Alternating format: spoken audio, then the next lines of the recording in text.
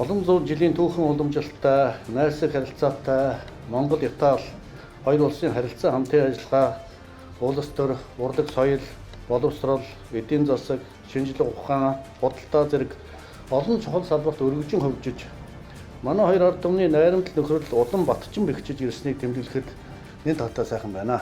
Манай хоёр улс бол эртний эзэнт гүрний үеэс эхэлсэн ийм түүхэн сайхан уламжлалт харилцаатай юм ард түмэн байнамаа. Хоёр улсын ерөнхийлөгчийн уулзалтын үеэр манай хоёр орны харилцааны төвшин шат ахиулж стратегийн түвшилтэй боллоо. Мөн одоо засгийн газар болон байгууллага хоорондын 10 гаруй гэрээ хэлцээрүүдийг өнөөдөр амжилттай байгуулж байна. Тэгээ энэ бол манай хоёр орны харилцаа хамтын ажиллагаа цаашид одоо улам өргөжин хөгжихийн бас нэгэн үндэс суурийг тавьж байна гэж төрийн төв үзэж байгаа. Мөнх тэнгэрийн хүчин дор Монгол Италийн найрамдал харилцаа үнэн мөнхөд цэцгэлэн хөгжих болтугай.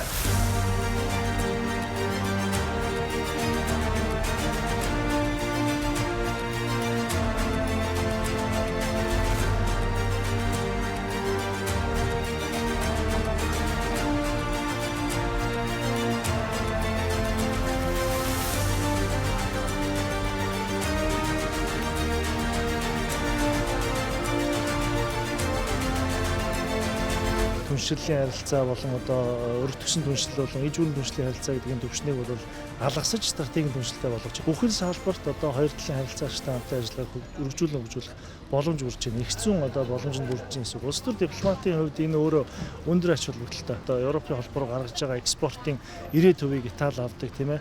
Худалдааны эргэлт одоо 100 сая руу хүрэхээр ингээд явж байна. Тэгэхээр энэ амжилттай явж байгаа салбарын харилцаа хамтын ажиллагааг эдийн засгийн чиглэлээр улам өргөжүүлэн баяжуулж бусад бүхэл салбарт одоо баяжуулах боломжтой, өргөжүүлэх боломжтой байна гэдэг бол талууд сая илэрхийллээ.